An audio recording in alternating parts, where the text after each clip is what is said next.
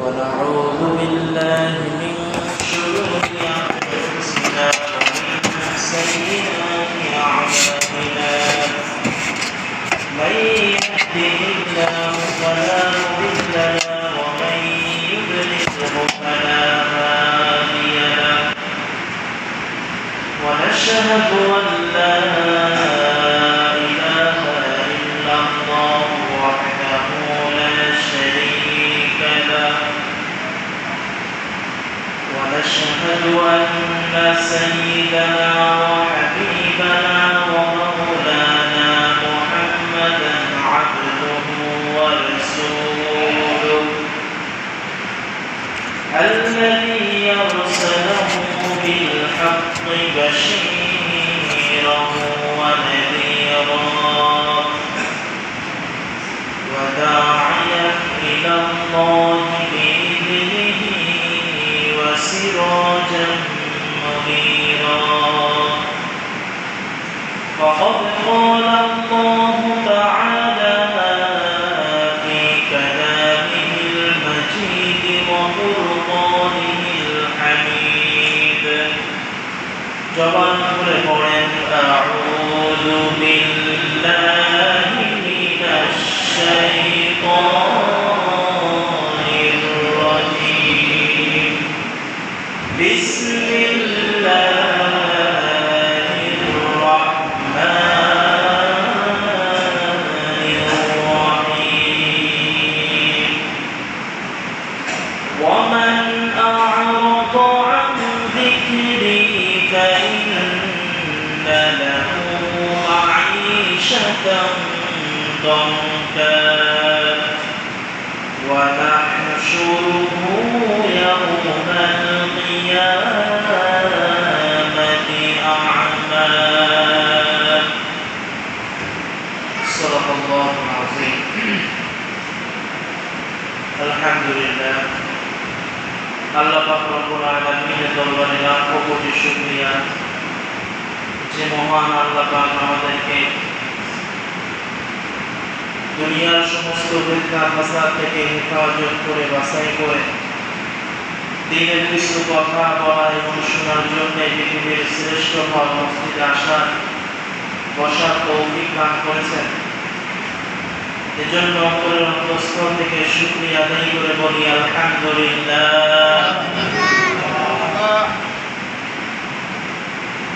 দুরূদ ও সালাম প্রেরণ করেছি শফিউল মুসলিমিন খাতামুন নবিয়্যিন জনাবে মুহাম্মদুর রাসূলুল্লাহ সাল্লাল্লাহু আলাইহি ওয়াসাল্লাম সম্মানিত উপস্থিতি দীর্ঘ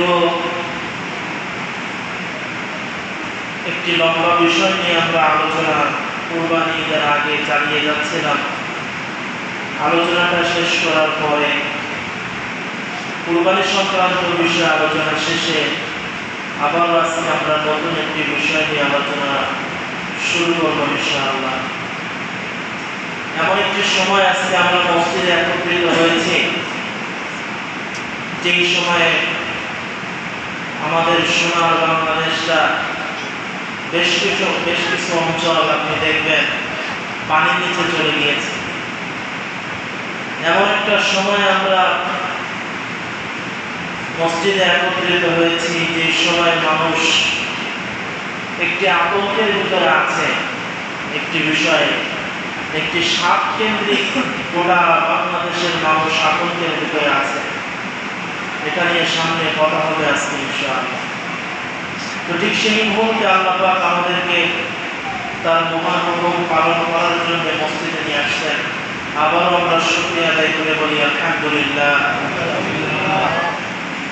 আল্লাহর নবী সাল্লাল্লাহু আলাইহি ওয়াসাল্লাম তার জীবনে যতগুলি অলৌকিক ঘটনা আল্লাহ পাক ঘটিয়েছেন তার ভিতরে একটি শ্রেষ্ঠ ঘটনা ছিল মেরাজ মেরাজের ইতিহাস মেরাজের শিক্ষা আমরা আলোচনা ইতিপূর্বে করেছি যদিও ওই সমস্ত বিষয় আমাদের আলোচনা এখানে নয় যে বিষয়টা নিয়ে আজকে আলোচনা করব সেটা হচ্ছে নবীজি সাল্লাল্লাহু আলাইহি ওয়াসাল্লাম যখন সেখানে গিয়েছিলেন, আল্লাহ পাক রব্বুল আলামিন তাকে জান্নাত এবং জাহান্নামের কিছু অংশ ঘুরে ঘুরে আল্লাহ দেখিয়েছেন জিবরাইলের মাধ্যমে। তো নবীজি সাল্লাল্লাহু আলাইহি ওয়াসাল্লাম যখন জিবরাইল আলাইহিস সালাতু ওয়াস সালামের সঙ্গে জাহান্নামটা দেখার জন্য গেলেন, তিনি সেখানে প্রায় 16 শ্রেণীর মানুষকে দেখেছিলেন, যে 16 শ্রেণীর মানুষকে জাহান্নামের ভিতরে শাস্তি দেওয়া হচ্ছে। কয় শ্রেণী? 16 শ্রেণীর মানুষ। এই 16 শ্রেণীর মানুষকে জাহান্নামে শাস্তি দেওয়া হচ্ছে 16 শ্রেণীর অপরাধ করার কারণে। কি কি অপরাধ তারা করেছে এবং কি কি অপরাধ করার কারণে কোন ধরনের শাস্তি তাদেরকে দেওয়া হচ্ছে সেখানে, সেটা নবীজি দুনিয়াতে এসে বর্ণনা করেছিলেন। বিভিন্ন জায়গায় বিভিন্ন হাদিসে বর্ণিত হয়েছে। সবগুলোকে একত্রিত করার একটা চেষ্টা আমি করেছি, আলোচনা করব ইনশাআল্লাহ। নবীজি সাল্লাল্লাহু আলাইহি ওয়াসাল্লাম সেখানে গিয়ে দেখতে পেলেন যে এক শ্রেণীর মানুষকে শাস্তি দেওয়া হচ্ছে, তাদের হাতের ভিতরে যে নখগুলি আছে এই নখগুলি তামা দিয়ে তৈরি করা, এবং এই নখগুলি অনেক বড় বড়। জাহান্নামী যে সমস্ত মানুষগুলি হবে তাদের শরীর কিন্তু দুনিয়াতে আমাদের শরীর যেমন এমন হবে না। আল্লাহ পাক জাহান্নামকে যেভাবে সৃষ্টি করেছেন, জাহান্নামে যাদেরকে আল্লাহ দিবেন তাদেরকে ওইভাবে তৈরি করে তারপরে দেবেন। একটা মানুষের শরীরে আগেও মনে হয় কোনো একজন বলেছি যে একটা ঘোড়া 3 দিন 3 রাত একাধারে তার সর্বোচ্চ গতিতে যদি দৌড়ায়, যতদূর পর্যন্ত যাবে একটা জাহান্নামী ব্যক্তির একটা কাঁধের দূরত্ব হবে তত বছর বলেন মানুষের। মক্কা এবং মদিনার মাঝখানে যে দূরত্ব আছে প্রায় 450 কিলোমিটারের উপরে, এই মক্কা মদিনার মাঝখানে যে দূরত্বটা আছে এই দূরত্ব পরিমাণ একটা জাহান্নামী ব্যক্তির বসার জন্য জায়গা নেয়। তাহলে আল্লাহ পাক তাকে কিভাবে তার শরীরটাকে আমরা বানাবো?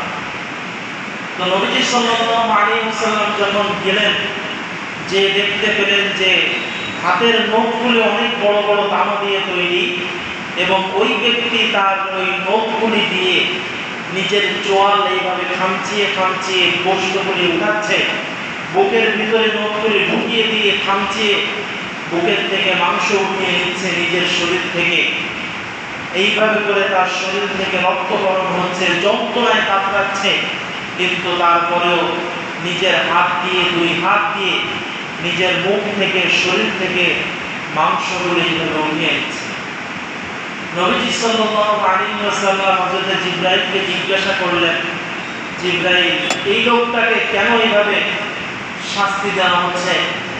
তখন নবীজি জিবরাইল বলেছিলেন, ইয়া রাসূলুল্লাহ, এরা হচ্ছে আপনার উম্মতের ওই সমস্ত মানুষ, যে সমস্ত মানুষগুলি সকাল সন্ধ্যা কোনো কাজ নাই কাম নাই দোকানে বসে বসে গীবত করতো মানুষের নামে, আর বলতো অমুক ওই দোষটা করেছে, অমুক এই দোষটা করেছে।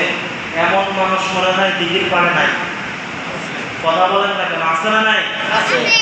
গোটা বাংলাদেশ সহ গোটা পৃথিবীতে এই ধরনের মানুষ আছে না নাই? যারা গীবত করে, শিকায়েত করে, অন্য ব্যক্তির দোষ তার অনুপস্থিতিতে বর্ণনা করে, আল্লাহ পাক রব্বুল আলামিন জাহান্নামে তাদেরকে এই ধরনের শাস্তির ব্যবস্থা আল্লাহ পাক করে রেখেছেন। এজন্য কোরআনে কারীমের ভিতরে আল্লাহ পাক রব্বুল আলামিন দুনিয়ার ভিতরে গীবত করতে নিষেধ করেছেন। আল্লাহ পাক রব্বুল আলামিন নিজেই কোরআনে কারীমের ভিতরে বলে দিয়েছেন, বান্দারে, দুনিয়ার ভিতরে কখনো তোমরা এক ভাই আরেক ভাইয়ের গীবত করবে না। আল্লাহ পাক বলেন, ওয়ালা তাজাসসু ওয়ালা ইয়াগতাব বা'দুকুম বা'দা। আল্লাহ পাক বলেন, তোমরা একে অপরের গীবত করবে না, শিকায়েত করবে না। কারণ যদি কোনো ব্যক্তি আরেক ভাইয়ের গীবত করে, সেই ব্যক্তির তুলনা আল্লাহ নিজেই কোরআনে দিয়েছেন, আইয়ুহিব্বু আহাদুকুম তোমাদের কেউ কি চাও আইয়াকুলা লাহমা আখিহি মাইতান ফাকারিহতুমুহু, তোমরা কি চাও আরেকজন ভাই আছে তার মাংস খেতে? আইয়াকুলা লাহমা আখিহি মাইতান, তোমার এক ভাই মারা গিয়েছে, ওই মৃত ভাইয়ের শরীর থেকে কি তোমরা মাংস ছিঁড়ে ছিঁড়ে খাবে? কারণ সেটা তো হারাম, সেটা তো জায়েজ নাই। যদি কোনো ব্যক্তি এক ভাই আরেক ভাইয়ের গীবত করে, শিকায়ত করে, তাহলে কেমন জানি সে ওই মৃত ব্যক্তির মাংস ছিঁড়ে ছিঁড়ে খেল। কত বড় নিকৃষ্ট কাজ। 2 নাম্বার হচ্ছে আপনি একজন ব্যক্তির নামে অপবাদ দিবেন, গীবত করবেন, তার দোষ ত্রুটি তার সামনে না বলে তার আড়ালে বলবেন। এটা করে আপনার সমস্যাটা কি? 1 নাম্বার তো আপনার কবিরা গুনাহ হবে। 2 নাম্বার, আপনি যে তাকে অপবাদটা দিচ্ছেন, এই অপবাদ দেওয়ার কারণে ওই ব্যক্তি যদি এই ধরনের কোনো গুনাহ না করে, আল্লাহ পাক রব্বুল আলামিন ওই গুনাহ আপনার না করা পর্যন্ত আল্লাহ আপনাকে দুনিয়া থেকে নেবে না। এজন্য অন্য ভাইয়ের দোষ ত্রুটি বর্ণনা করা থেকে আমাদের বিরত থাকতে হবে। নবীজি মেরাজে গিয়ে জাহান্নামের ভিতরে এক শ্রেণীর মানুষকে এমন দেখলেন। 2 নাম্বার, নবীজি দেখতে পেলেন যে কিছু মহিলা মানুষ তারা জাহান্নামের ভিতরে উলঙ্গ অবস্থায় রয়েছে এবং এক ধরনের বিষাক্ত সাপ ওই সমস্ত মহিলাদের স্তনে কামড় দিচ্ছে।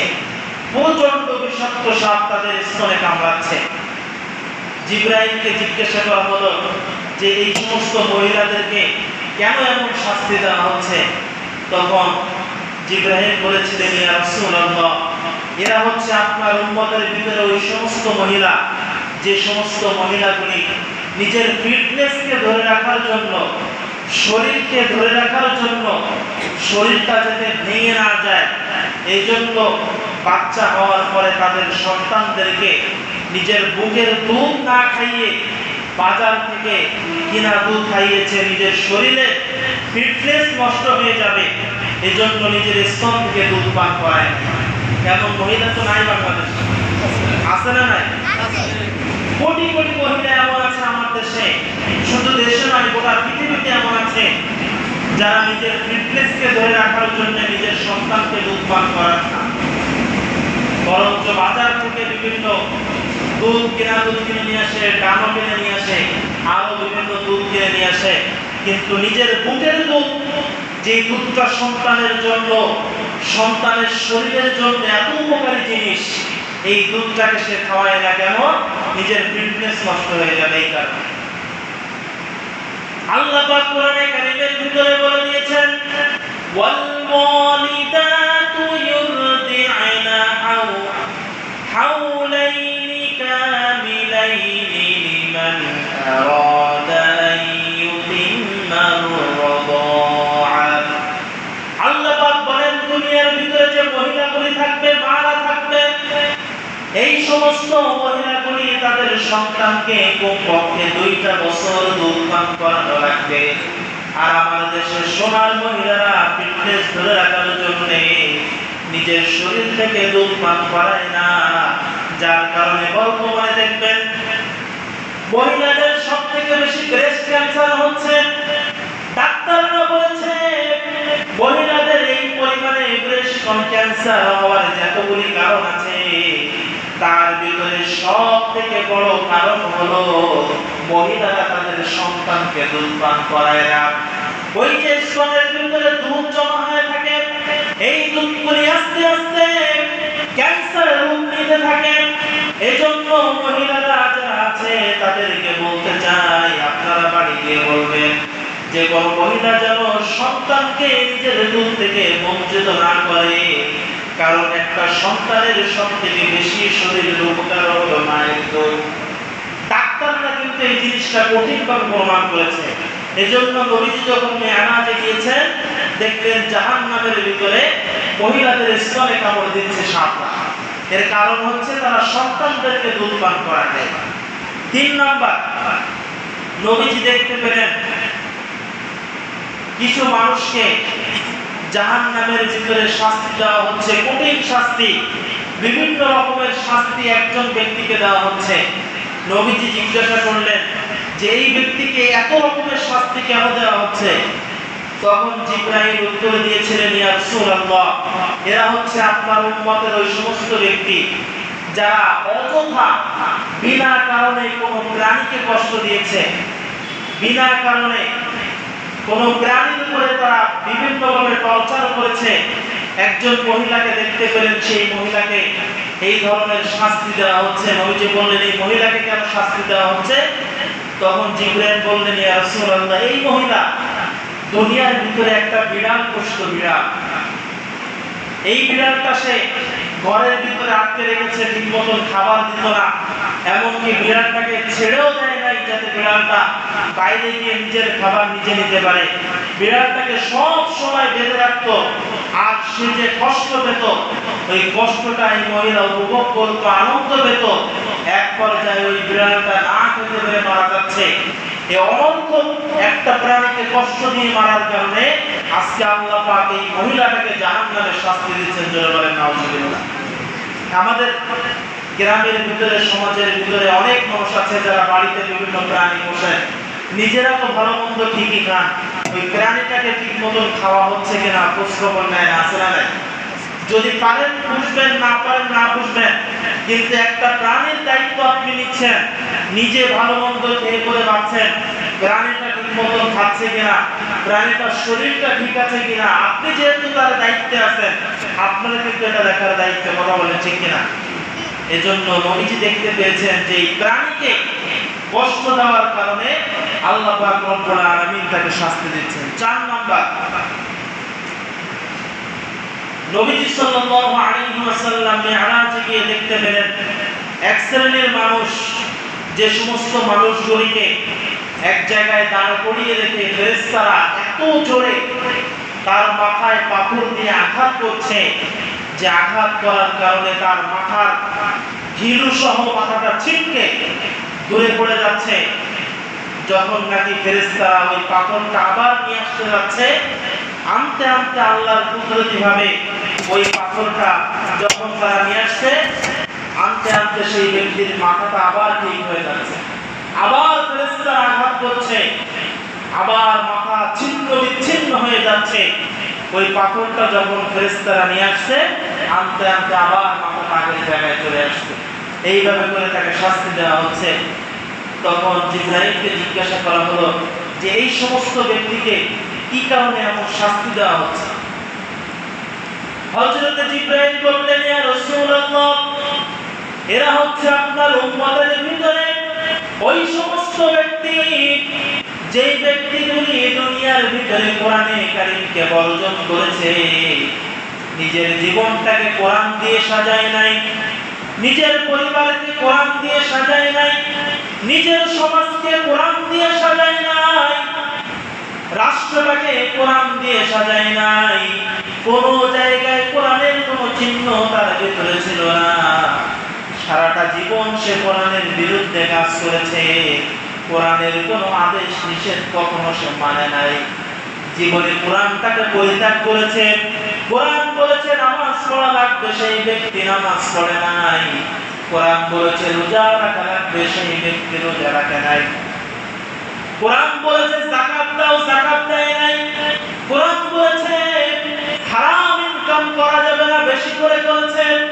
জীবনের প্রত্যেকটা কাজে কখনো কোরআনে কারীমকে অনুসরণ করে নাই, আল্লাহর নবীর জীবনী অনুসরণ করে নাই। সব জায়গায় কোরআনে কারীম থেকে সে দূরে থেকেছে। হযরত জিবরাইল বললেন, এই ব্যক্তিকে এই কারণে শাস্তি দেওয়া হচ্ছে, কোরআনটাকে নিজের জীবন থেকে মাইনাস করে দিয়েছে, যার কারণে এমন শাস্তি দেওয়া হচ্ছে। এজন্য আল্লাহ পাক কোরআনে কারীমের ভিতরে বলেন, وَمَنْ أَعْرَضَ عَنْ ذِكْرِي فَإِنَّ لَهُ مَعِيشَةً ضَنكًا